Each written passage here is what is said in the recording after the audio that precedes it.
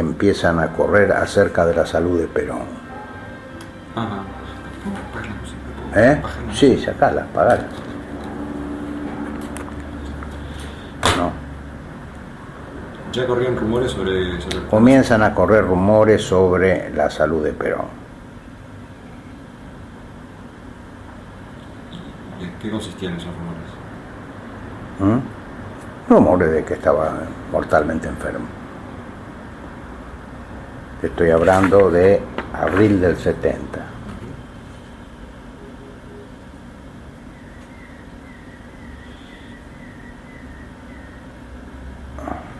Bueno, después está el secuestro de Aramburu.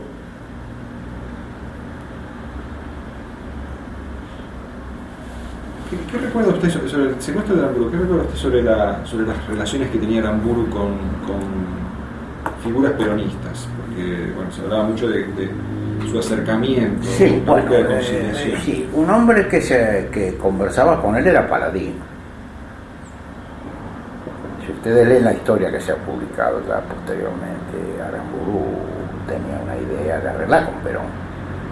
Hasta se ha llegado a decir que se entrevistó con Perón, cosa que yo no lo creo posible, ¿no?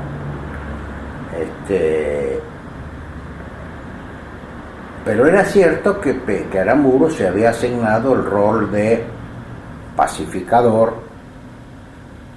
y posiblemente como el eje de una concertación con el peronismo, ¿no? Que después va a retomar la NUCE con su GAN años más tarde, ¿no? Bueno. ¿Y Paladino qué opinión tenía de ese acercamiento? ¿De qué recuerda? Era muy partidario de ese acercamiento, trabajaba para eso, y eso lo fue alejando, le fue creando una atmósfera de distanciamiento con Perón, porque Perón empezó a sospechar de eso, lo cual por supuesto siempre es alentado por las fracciones internas, ¿no es cierto? De manera que Paladino jugó un rol importante en aquellos tiempos. Primero, Paladino era un hombre que venía de la resistencia peronista, un hombre de acción. Paladino tuvo tareas especiales muy significativas en aquellos tiempos, ¿no?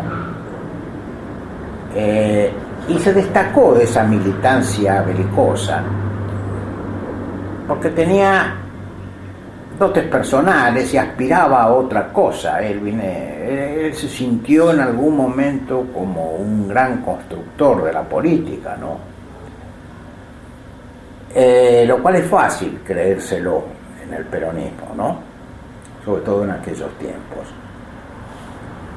Entonces lo frecuentó Aramburu, mantenía conversaciones con los militares y Perón terminó designándolo su delegado personal.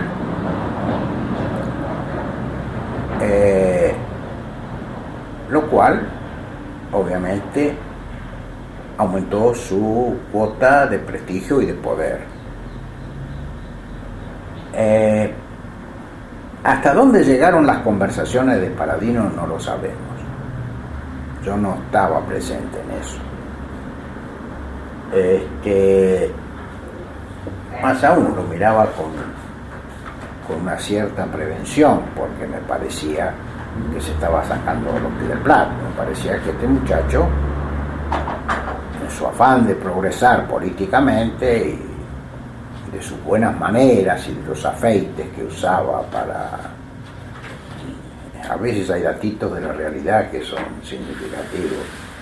Tenía como 20 potes de crema, se acicalaba de una manera notoria, lo cual en el peronismo eso no dejaba de ser un dato curioso, ¿no? Y bueno, su manera de vestir y todo eso lo fue convirtiendo en un hombre que había sabido superar sus primeras etapas el origen de su vida y de su formación política. ¿Con qué sectores tenía más afinidad? ¿O cuáles eran los sectores que apoyaban más esta posición más dialoguista? Sí,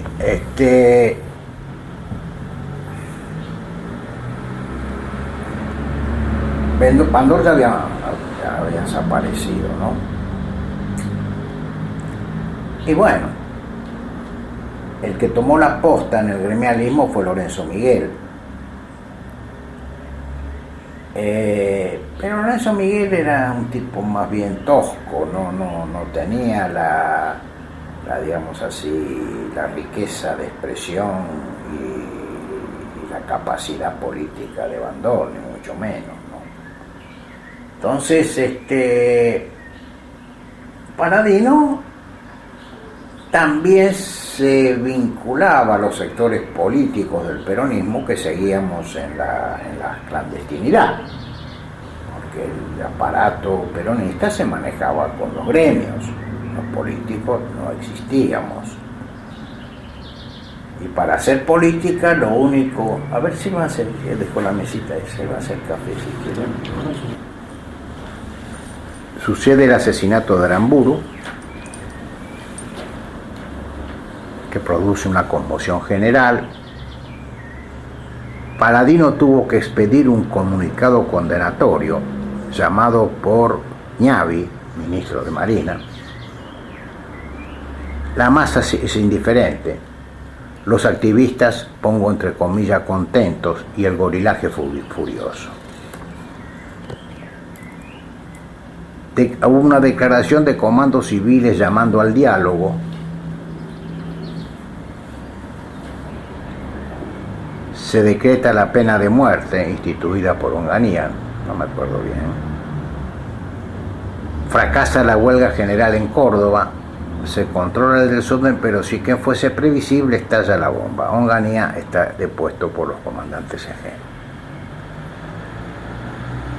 Y ayer tuvimos la noticia de que el general Levington es nombrado presidente de la República. En el interín expedimos un comunicado junto con Iturbe, Sadi, Gómez Morales, etc. Y hoy Paladino nos contestó agresivamente. Ahora, de esto no tengo la menor recuerdo. Porque el comunicado debía ser muy duro, digamos. Sí, no sé, ya tengo yo, como te dije, esto es medio críptico. Yo creí que siempre me iba a acordar lo que estaba poniendo. Y escribo, ¿no? Ahora hay un cambio sustancial en la situación política. Onganía deja un vacío de poder y una peligrosa coyuntura si los mandos entran a deliberar o a conspirar. Lanusse figura clave, pero todo autoriza a suponer en principio que a través de Levington procurará una apertura popular.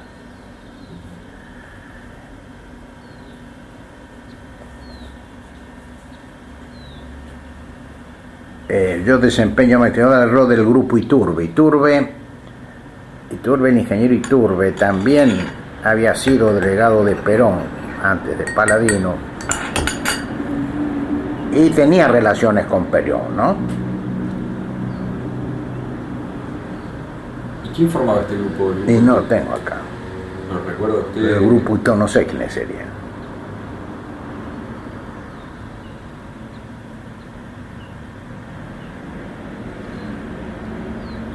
Y pongo bien, la apertura que manifiesta el nuevo gobierno puede embarcarnos en la disidencia con la estructura oficial y tal vez con Perón. Este juego a mí no me gusta. ¿Está claro? Senador, una cosa que nos contó Abal Medina, padre, ¿no? Que en esa época empezaba a haber reuniones entre el sector, algunas figuras políticas y sindicales. Nos contó que se hacían en alguna casa que estaba el domicilio de alguien, no me acuerdo si era el domicilio de algún sindicalista o algún dirigente político, cerca del 9 de julio, no recuerdo bien. Pero él contaba que esas reuniones eran muy importantes en el diálogo entre Rucci y Lorenzo y el Paladino, Cámpora, y también lo nombró usted, que alguna vez iba a esas reuniones, un diálogo, digamos, de encontrar una conciliación entre las posiciones más duras y las posiciones más... Sí, algo de eso recuerdo. Y la calle Cerrito, no, sí. En la calle Carlos Pellegrini, dijeron, sí. bueno, porque era el departamento de mi padre y de mi madre, y ahí mi viejo solía hacer almuerzo de ravioles y esas cosas, y venían. Exactamente, bueno, ahí está. Sí, yo no recordaba bien, pero era... Sí. ¿Y eso cuándo empezó? ¿Qué carácter tenía esas reuniones? ¿Recuerda más o menos? Porque por lo que yo recuerdo era 70, 71. Sí. Bueno, vamos a ver si dice acá.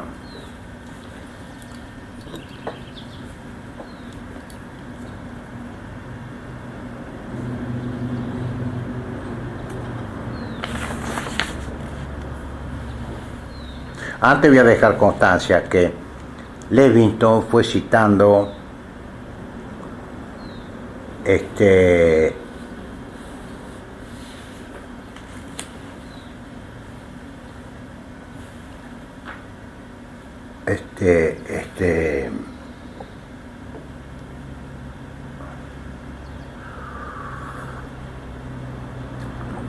Entonces una noche nos invitó a cenar a Gómez Morales y a mí, siendo presidente.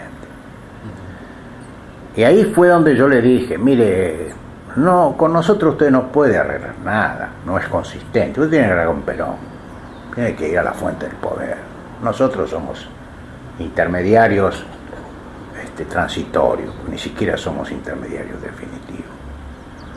¿Y el qué quería arreglar? ¿Qué tipo de arreglo? ¿Cómo se podía arreglar con el peronismo? Esta es podemos decir, es el antecedente más inmediato de la posición más franca y amplia de la NUCI. Pero es ese deseo de las Fuerzas Armadas que se dan cuenta que sin arreglar con el peronismo el país no tiene solución. Además estaba la amenaza del sindicalismo extremista, que ya había debutado con el Cordobazo, ¿no? Eso le preocupaba a los militares. Entonces comenzaron a darse cuenta que la forma de digamos así, de arreglar este conflicto era conversar con los peronistas. Entonces nos llamaron a muchos de nosotros, les vuelvo a decir, ahí tengo, si lo busco lo tengo, el memo de la conversación con Levington. Esa noche en Olivos con Gómez Morales, ¿no? Que me acompañó, o yo lo fuimos juntos.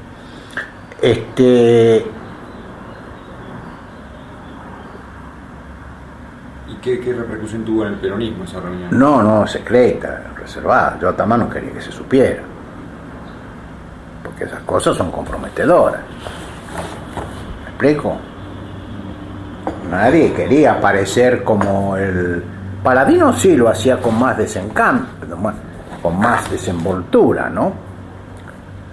Bueno, acá dice, bueno, ya en julio del 70,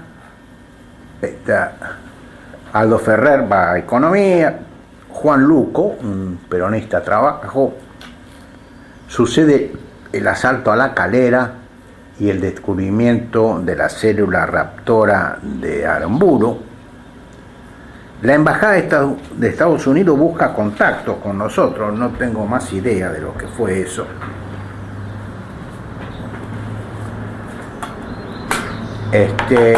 Y Perón, por supuesto, declara de que si esto sigue así van a haber entre 500.000 y 1 millón de muertos en la Argentina. ¿Eso es esa declaración? ¿Eso es esa declaración? No recuerdo. Yo lo tengo acá.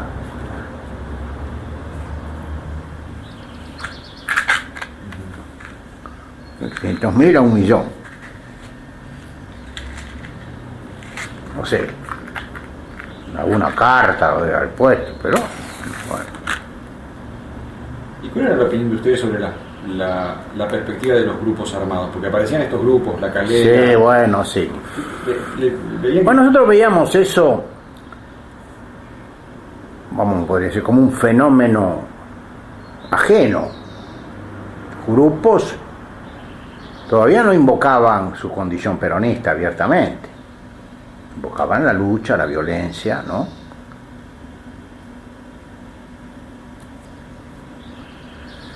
Yo me abstuve de concurrir al juramento de Luco, precisamente para no aparecer cercano al gobierno, y lo mismo hizo Rucci, nuevo secretario general de la CGT y las 62 ortodoxas.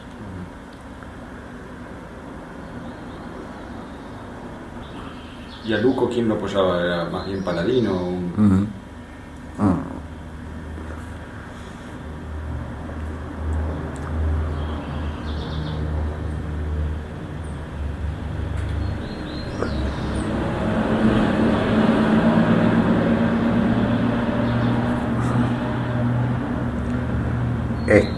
Bueno, después me acuerdo de una invitación de la Fundación Bariloche, que fuimos, bueno, mía personal.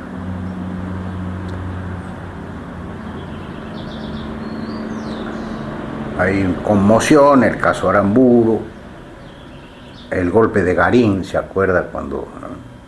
Y la actividad de los tupamaros en Uruguay, el asesinato del rehén Mitrioni, ¿se acuerdan? El cónsul de Estados Unidos en Montevideo, que fue objeto de lo asesinaron, los tupamaros. Todo para indicarnos lo peligroso que se ha hecho la política.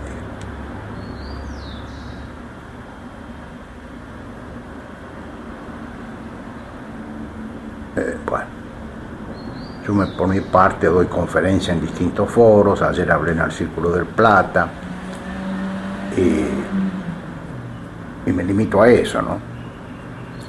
Ahora, senador, ¿cómo veían ustedes la estrategia de Perón en relación a los grupos armados? Porque ya era, después de lo de Aramburu, bueno, se sabía que había... Y bueno, nosotros creíamos, y es cierto, lo cierto es que Perón iba a usar cualquier instrumento contra la dictadura. Y que alentaba a estos grupos como una herramienta más, como un ejército más para golpear a la dictadura. Que esto iba a después tener influencia en la conducción del movimiento, eso no lo sabíamos. Nosotros nos ateníamos más bien a los hechos puntuales y a la proliferación de estos hechos, que eran de una audacia y de un coraje. Y acá pongo la tragedia del 9 de agosto, cuando José Alonso es eliminado por comandos. 11 tiros en el cuerpo y en la cabeza. Similar a lo de Bandón. Conmoción general y las preguntas de siempre. ¿Quiénes fueron? ¿Por qué? ¿Cuál será el próximo?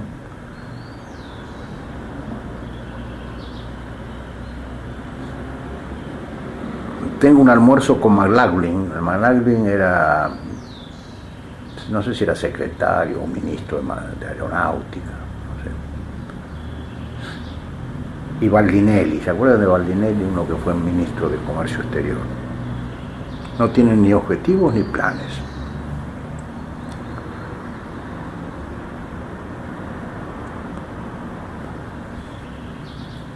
Es esto.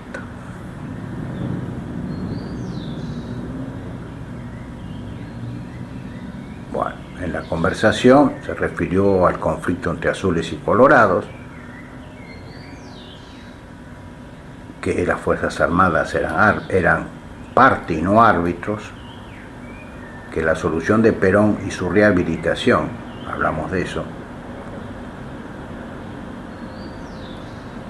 con graves dificultades a vencer,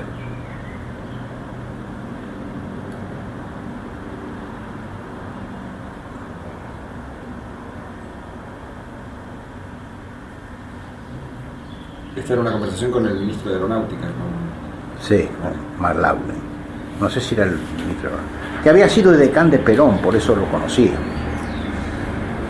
Antes del conflicto con la iglesia y todo ese tiempo, McLaughlin fue decán de Perón.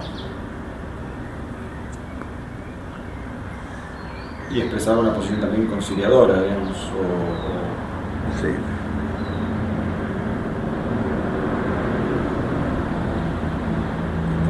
Bueno, después vino una segunda reunión, no sé con quién, debe ser con McLaughlin, en su casa.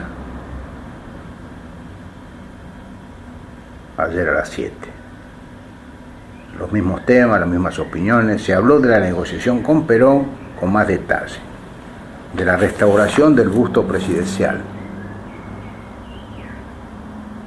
de la posición negativa de los diarios, pero las cosas no están mal.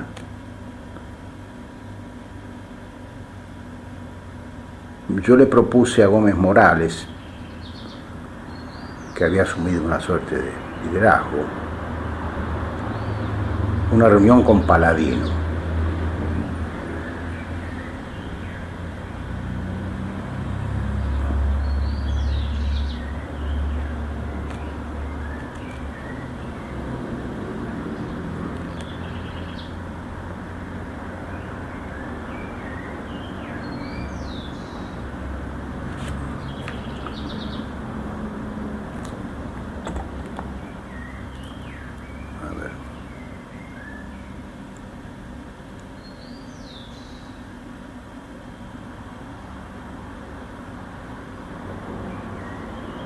No sé qué quiero decir acá.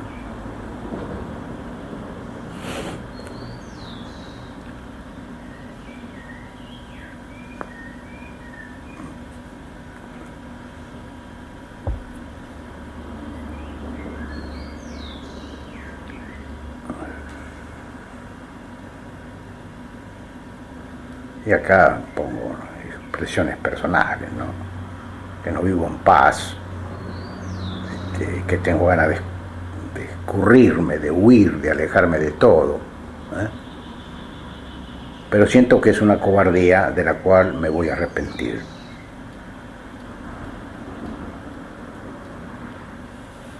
¿Y sus temores pero sus temores con qué tenían que ver? Sí, con la situación. Caían uno a uno mis amigos gremialistas, empezaba la liquidación.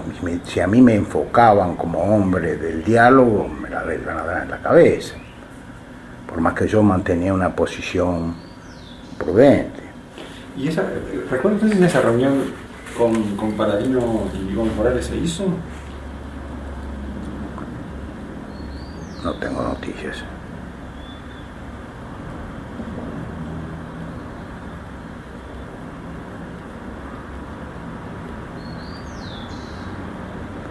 Bueno, acá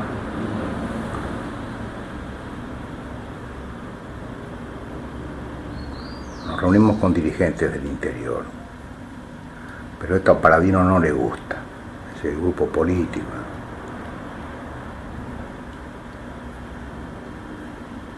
El viernes 4 clausuramos el simposio del Círculo del Plata. El Círculo del Plata había organizado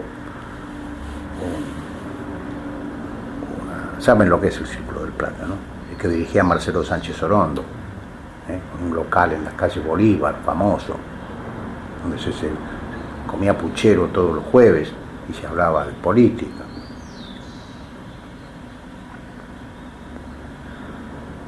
Allende triunfa en Chile, veamos qué consecuencias trae.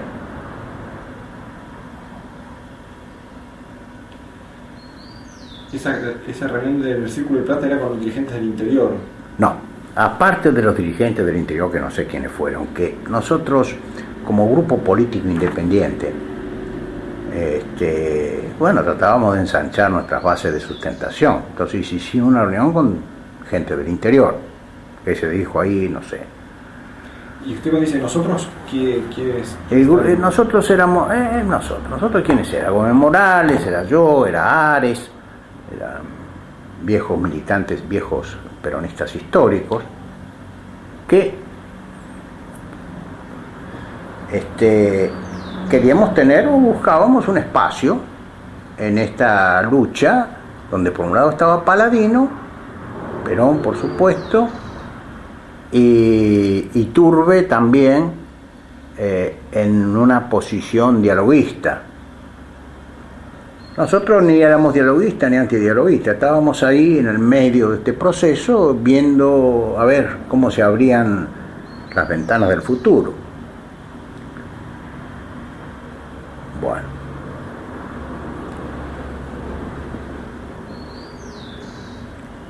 El viernes 18 de septiembre del 70 Hay una cena en el Círculo de Plata con una gran concurrencia.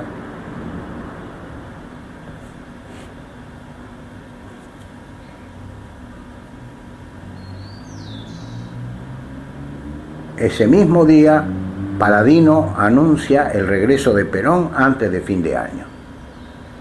Estamos en el 70.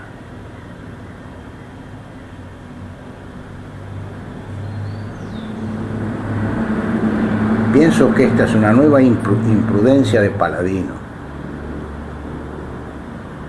aunque tal vez la empuje Isabel.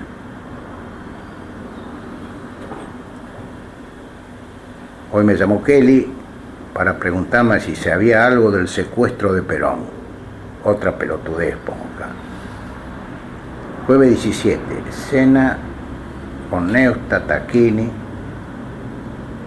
Bueno, dice, bueno, con algunos empresarios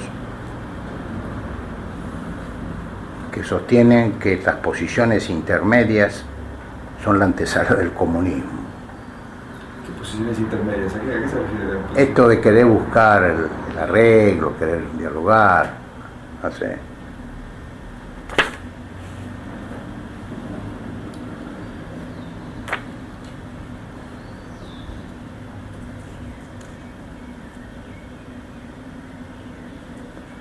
El lunes sacamos una declaración de CGT que la redacté con la colaboración de Marcelo Sánchez Orondo.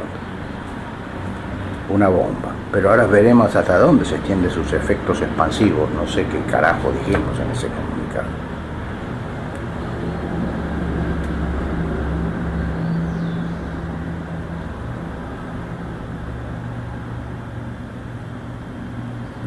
También una cena en lo de Alberto J. Armando, en donde estuvo Ñavi, el almirante Álvarez, Bunge, Llamazares, Cuello, Guglielmelli. Hubo de todo, personalmente, pero es lo que me produce risa, es la autocandidatura presidencial de Armando y la inconsistencia de Guglielmelli. Ya Armando soñaba en ser, también él tenía, mucho antes que Macri, como presidente de Boca, la esperanza de ser presidente. Paré en seco al desarrollista Cuello y debatí con el vasco Bunge.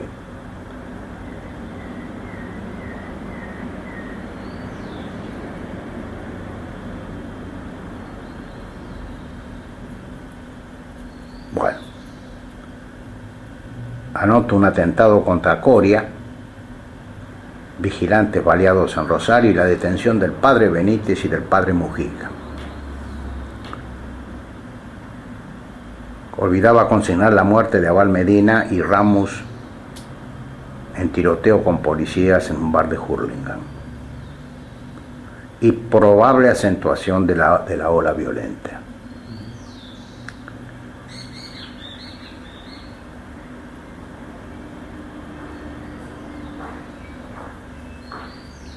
Tuve sendas tenidas, con Grondona, Neustadt, Saleño. ¿Se acuerdan de Saleño? Saleño tuvo su cuarto de hora. ¿Cómo te va? Buenas, ¿qué tal? El 22 de octubre, día complicado.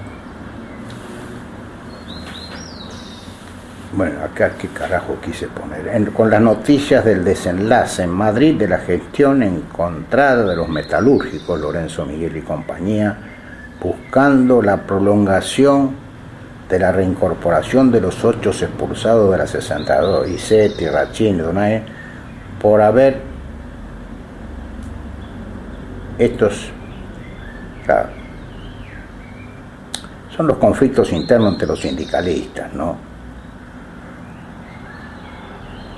¿Quiénes eran los 8 expulsados? Sí, había 8 expulsados de la 62, Iseta, Rachini, Donaires, etc., por haber integrado la comisión de los 25 que allanó el camino a la constitución de la CGT. Perón primero lo apoyó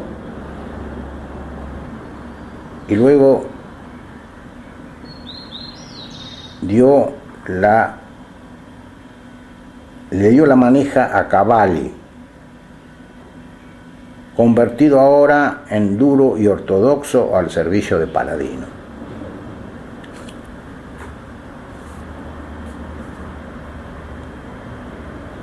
Esto produce, tendrías que recordar mejor esto, este endurecimiento de Perón en medio de las prolíferas informaciones sobre su regreso inminente, lanzada imprudentemente por Paladino y desmentido luego.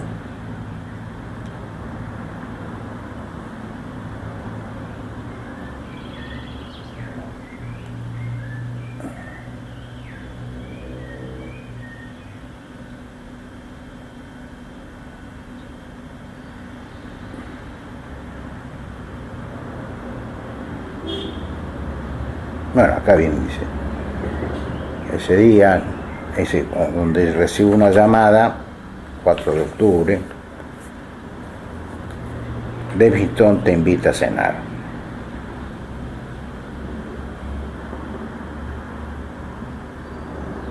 Llamamos a presidencia, no sé, llamaron de presidencia, un tal coronel Tereso, el lunes 5 a las 9 de la noche en Olivos con Gómez Morales y Gilardi Novaro. ¿Se acuerdan quién era Gilardi Novaro? Tiene nada que ver con usted.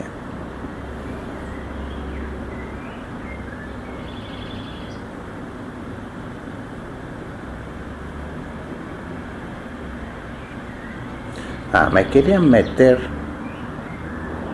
para pelotear la operación del SWIFT. ¿Se acuerdan de la operación del SWIFT? Lo que fue eso, el frigorífico, al carajo, pongo.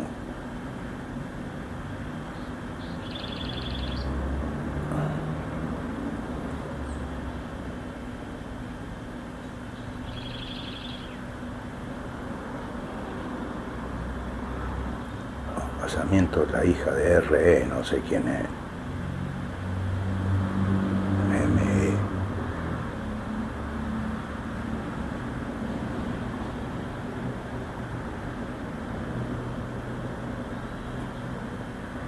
Bueno.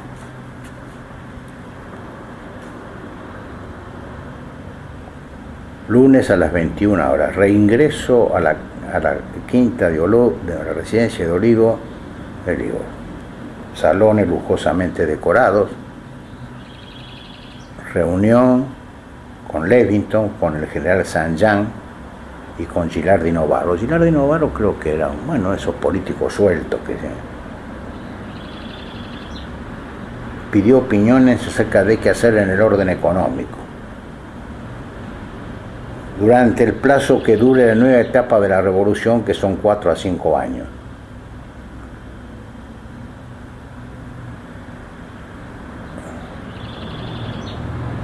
Yo le contesto que es difícil elaborar planes y políticas sin consenso. Hablamos del banco, de la moneda, del comercio exterior, de la delincuencia económica, y sostengo la necesidad de negociar con Perón. Dificultoso, pero indispensable. Posición: hay que hacer política, le digo a Levito. Su posición es que va a hacer cambios serios, una comisión interministerial, jerarquizar el país. Con Perón es innegociable la cosa. ¿Por qué? ¿Por qué él pensaba que era innegociable? Sí, no sé, pero él en un principio estaba duro con eso. Olvidar, Si a ustedes lo llamaban era porque pensaban que por ahí... Y bueno, pero al mismo tiempo, como nosotros le poníamos como condición hablar con Perón, negociar con Perón, veíamos que estaba muy duro el tipo. Con Perón es innegociable. Hay que olvidar el pasado y crear el futuro. Los radicales son unos payasos. Sobre la marcha, el pueblo nos creerá y se sumará a nosotros. Eso decía Levington. ¿Verdad? Y ustedes también. Aclaramos nuestra posición. Pensando en el país, lo mejor era negociar con Perón. Me encontré ante un hombre esquemático, duro, inteligente. Piensa la lógica, pero no tiene respuesta para la situación ilógica, que es la más común, típicamente militar. Es difícil que camine. Nosotros somos los desconectados con nuestra postura ortodoxa. Esa es la del retorno de Perón, la de conversar con Perón. Tal vez fuimos demasiado rígidos, pero ¿qué otra cosa? Pidió un memorándum de nuestra posición frente a la situación económica. El miércoles 7 le informé de todo esto a Paladines. El viernes hay una huelga general que es exitosa. Por la noche me fui, ingreso a la Villa San Ignacio, en una reunión de laicos con el episcopado. Estuvo Tato e Iñaki, el padre Iñaki, que era un jesuita también, que le gustaba la política. Iñaki de Aspiazu.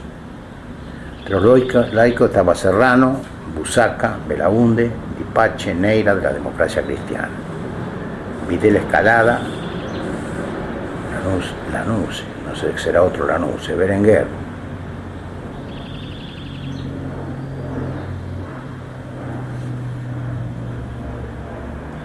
Senador, una pregunta sobre la reunión esa con Levingston. Si ustedes lo citaban Levingston, ¿era porque imaginaba o...? Claro, ellos imaginaban que nosotros éramos un sector dialoguista. Entonces nos invitaron con Gómez Morales. Y el grupo político, porque nosotros no estábamos ni con la CGT, ni con las formaciones especiales, éramos un grupo político, y para la estrategia de Levingston, conversar con los políticos del peronismo podía ser una cosa positiva. Pero cuando nosotros le decimos, mire, con nosotros conversar todo lo que quiera, pero acá hay un asunto previo, Perón.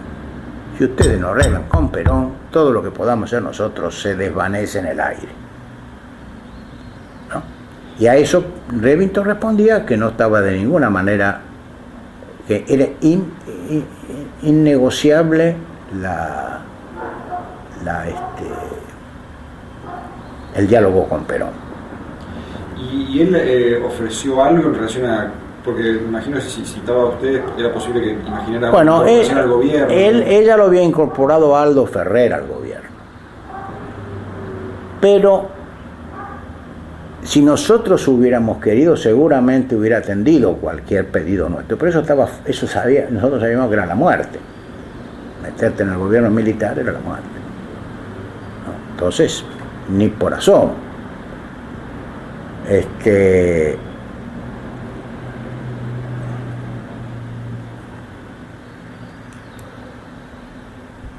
Hay un fallo sobre Perón y el Tribunal Militar.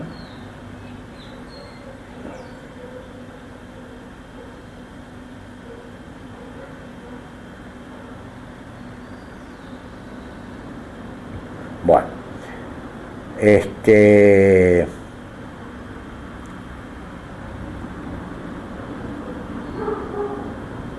nosotros queremos enfriar todo lo actuado alrededor del regreso negociado.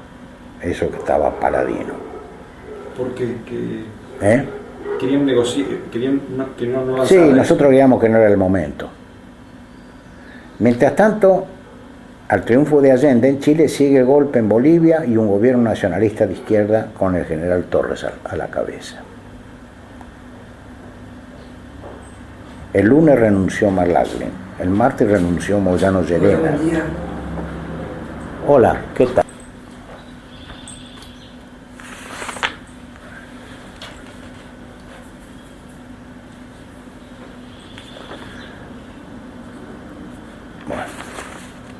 Nos entrevistamos también con Onganía. Me pareció un tipo limpio y simple, con ideas comunitarias.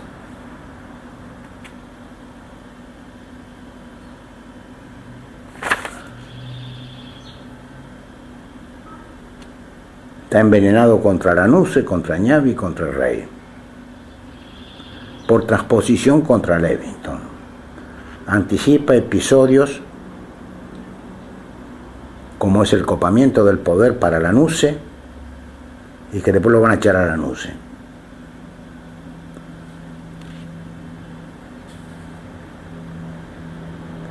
Expliqué lo que era una política nacional económica y me costó hacerle entender qué es el populismo, fíjese. 2 horas que compartí con Pancho Olmedo que valieron la pena. ¿Y Onganía todavía tenía alguna gravitación en el ejército? Bueno, pero era un tipo que no se perdía nada con mirarlo. El jueves nos denegan permiso para hacer el 17 de octubre con un fuerte comunicado oficial contra Paladino por irrepresentativo y Cavalli por inmoral. ¿Se acuerdan de Cavalli, que después murió asesinado? También era de YPF, de los obreros petroleros.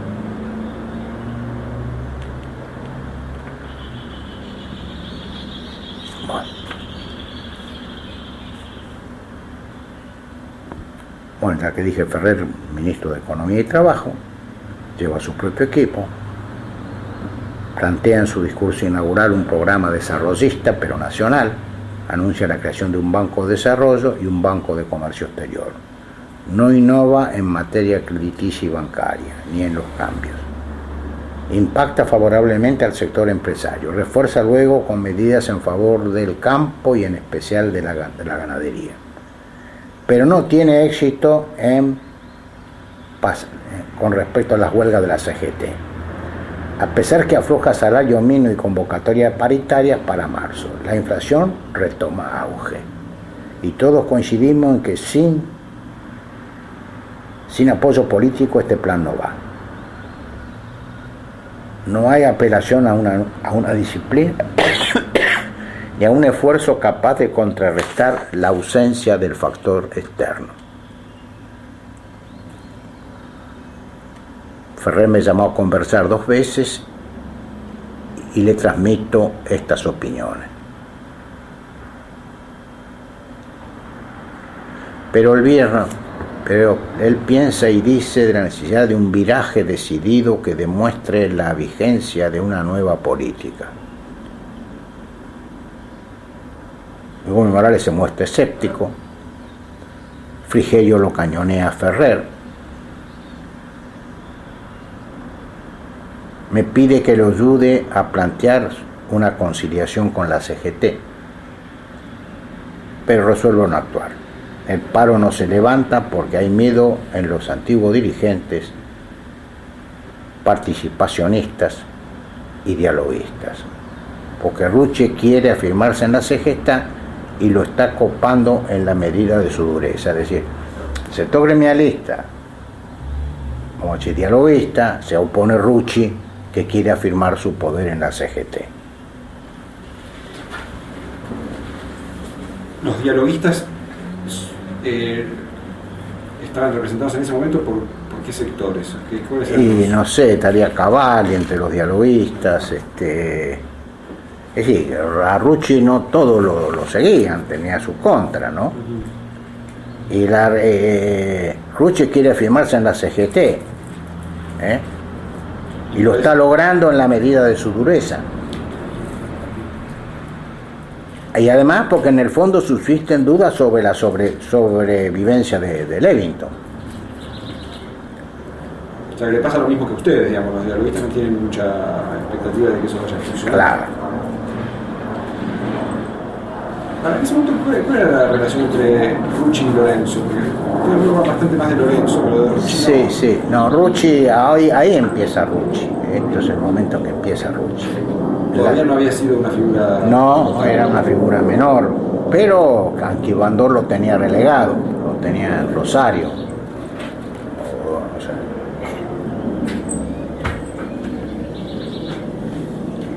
Y tiene siempre esta posición un poco más dura que Lorenzo o... ¿Quién? Rucci. Sí, mucho más dura. Lorenzo era dialoguista. Lorenzo era más dialoguista, sin animarse, pero no era de la dureza de Rucci. Rucci vio la gran oportunidad de, a través de su dureza frente al régimen militar y querer no negociar y no levantar huelgas y seguir con la pelea, veía que amontonaba cada día más fuerza. Ese era el clima imperante. Evidentemente, además, son muy notorios los diferendos con Lanusse, de Levington, interesado en abreviar la salida,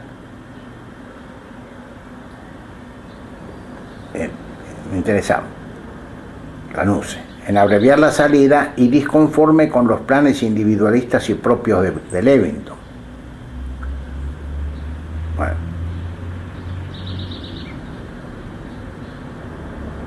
Yo desarrollo la hipótesis de una salida electoral negociada con acuerdo de Perón como alternativa más viable que el Partido de la Revolución que proponía Levington.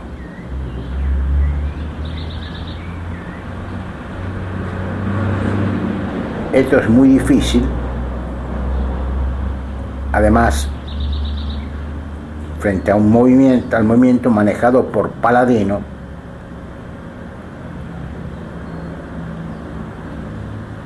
que me excluye sistemáticamente, pero pienso en un debilitamiento total de la situación del gobierno. Pienso en la grave que resultaría un debilitamiento total de la situación del gobierno, anarquía y violencia indiscriminada,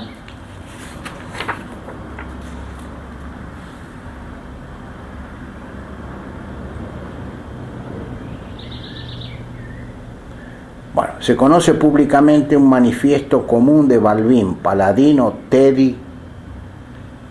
Esta es la cara de la vieja política. Tampoco resulta fácil que esto se imponga. En fin, la situación está muy fluida. Senador, ¿cuál era la tensión con Palladino? O sea, porque finalmente tenían puntos de contacto usted y él. Sí, pero un contacto distante, él no me daba pelota para nada. Al grupo político nuestro no le daba pelota. Él quería asumir todo lo que fuera político dentro del movimiento, ¿no? Y poco a poco se coloca en la situación de negociar él con Lanusse. Después viene aquello que dice Perón, no sé si Palladino es el delegado mío ante Lanusse o el delegado de Lanusse ante mí. Eso va a venir un poco después. Esta semana me visitó Rucci, me pide datos para solicitadas sobre costo de la vida, etcétera, que saldrá el lunes, y otro manifiesto sobre posición del movimiento obrero.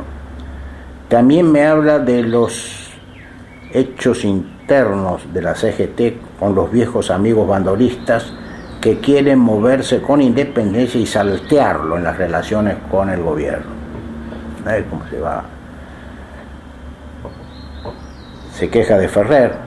También me plantea un movimiento táctico junto a la CGE, la UIA. Conclusión. En conclusión, lo veo a Ferrer y promuevo una entrevista con Saint-Jean, Ferrer, Rucci y yo.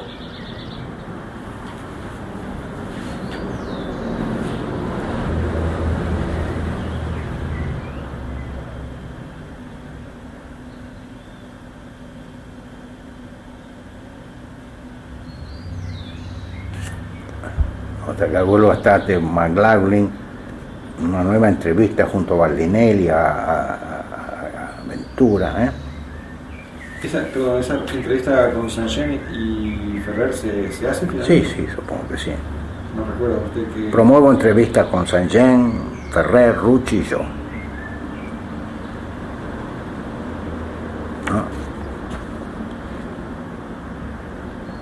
Rucci me pide conexiones con el gobierno y nuevo documento. Necesita fluctuar entre lo duro y lo blando.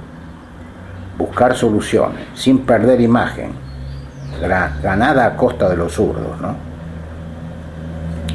La imagen de él, de dureza, digamos así, le saca espacio a los zurdos, dice Rucci.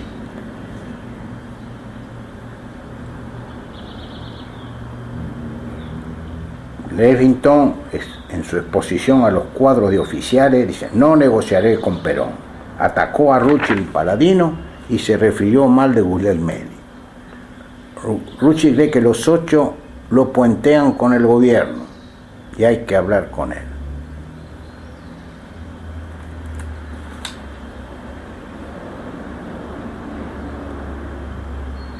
Bueno, el miércoles 8:30 se habrá una visita a la casa de Ferrer con los dirigentes gremiales, ¿no?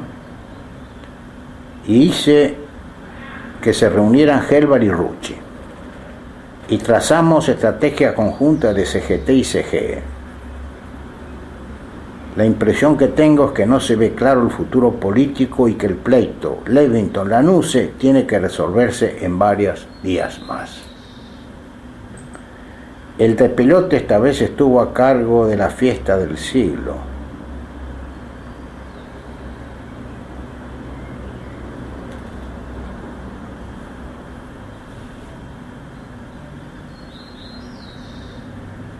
Bueno, ahí me recuerdo.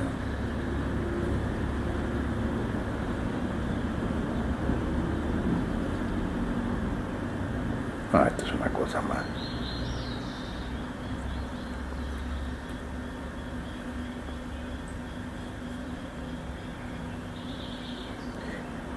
Después el domingo 20 de diciembre tengo otra entrada donde digo 2 semanas alrededor de las relaciones entre Ferrer y Rucci, CGT, salarios, etc. No doy abasto con las reuniones. Bueno. Cenamos o almorzamos con Javier Villanueva, con... ¿Quién es este? ¿Qué carajo? En la UON, cena con Metalúrgico Capital, etc. Estuve en Tiempo Nuevo con Neftat, con Hidalgo Solá y Maximiano Castillo, un dirigente gamal.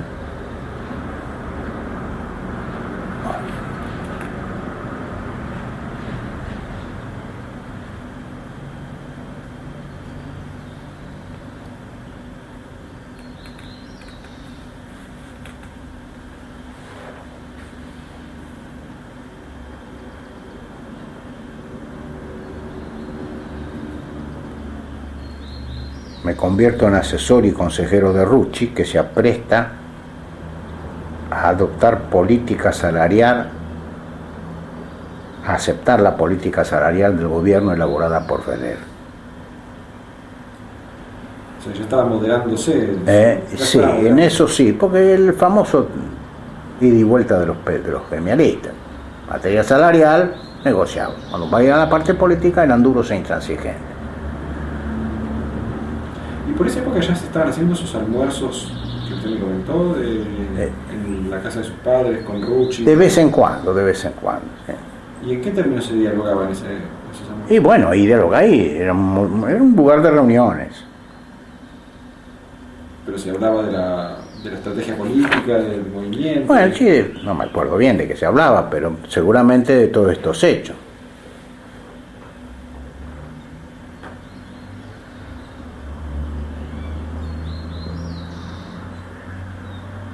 Bueno, listo, esto se terminó el año 70, che.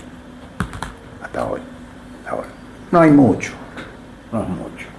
Está por la falta de sistema que tengo para escribirlo, dejando espacios en blanco y narrando hechos como si los iba a recordar después en su detalle. No es así, me olvido, ¿no? Claro, bueno, pero había una actividad muy intensa que giraba alrededor de las posibilidades de acuerdo con... Sí. Vamos a ver si lo podemos sintetizar ahora. El problema en ese año 69, 70, es la aparición de Rucci como gran líder sindical, después de la muerte de Van Dorn. Una posición de Rucci intransigente en las negociaciones con los militares. Un paladino que sigue creyendo que es el destinatario del gran acuerdo nacional, y no sé si no pensó que podía ser el gran candidato a presidente. Entre paréntesis, sus relaciones con Perón, que todavía no se habían deteriorado, y en parte porque los militares lo veían como un aliado, ¿no? Dialoguista. Y después estábamos los políticos, que yo más o menos no lideraba, pero yo era el más el más notorio, que hacíamos una múltiple tarea. Estábamos peleados con Paladino porque Paladino nos parecía justamente que su debilidad y un día iba a terminar mal para él, y efectivamente sucedió. Segundo, nos plantábamos intransigentes junto con Rucci, pero no acordadamente, de que no había nada que arreglar si antes no se hablaba con Perón. Un presidente Levington que de la nada quiere crear un partido de la revolución y comienza a llamar a los sectores de todos los partidos que de alguna manera podrían engrosar la fila de un partido de la Revolución Nacional, como él lo llamaba. Un ministro de Economía como Aldo Ferrer, que quiere armar un nuevo plan económico distinto de los ortodoxos que había antes, y que para eso busca que la CGT lo acompañe, sobre todo en sus demandas salariales. Una CGT dirigida por Rucci que negocia, pero hasta cierto punto, en el campo económico-social, pero se mantiene intransigente en lo que significa lo político, el acuerdo con Perón, ¿no? Esa es la situación, muchas reuniones, muchas conversaciones, los políticos se vuelven a juntar, hay un comunicado de Balbín, Teddy, qué sé yo, amanece un poco la política en el escenario, pero la política vieja, la política de los dirigentes de los años 50, 60, ¿no? Un Perón que deja que los hechos se cocinen solos, un avance estrepitoso de las acciones de violencia, el asesinato de dirigentes y el poder socialista que gana en Chile y también gana en Bolivia con Torres, que echa su sombra, echa su luz sobre la situación argentina. El recrudecimiento de las acciones guerrilleras, Garín, Calera, todo lo que conocemos, y un cuadro bastante complejo, ¿no?, para moverse en él. ¿Cuál era mi posición? Yo estaba junto con los políticos tratando de crear un núcleo de poder político dentro del movimiento peronista, con las premisas siguientes. Primero, hay que negociar con Perón. Nosotros no somos quienes para negociar nada. Segundo, hay que reforzar a la CGT y buscar el pacto social. Ya empezábamos a hablar de lo que después fue el pacto social CGE y CGT. ¿No se contradecían las dos cosas, fortalecer la CGT y el pacto social? Porque el pacto social suponía que la CGT tenía que resignar algunas... No.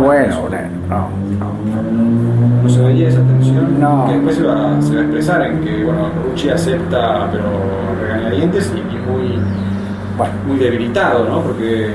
No, Rucci en el campo social tiene que mejorar la situación salarial de los trabajadores. Entonces... Y además quiere el protagonismo y la representatividad que significa la CGT negociando con el gobierno y con los empresarios. Que esto después va a culminar por indicación de Perón en el pacto social, pero ya estamos en los años 72, 73. Claro, pero ya no se veía, porque usted decía, hay que fortalecer a la CGT y a Rucci, es el elemento, digamos, el sector con el que tienen más afinidad. Sí. Pero... involucrarlo en un acuerdo era debilitarlo frente a los sectores más combativos. No, pero mire, yo un día le voy a pedir que lea este librito que tengo acá, y usted también, que se llama ¿Qué hacer con Perón muerto? ¿Usted lo conoce a Ernesto Goldar? ¿Oyó hablar de él? ¿Qué tal es para su juicio? Son interesantes, digamos. Acá tiene cosas a la serie que tenemos que...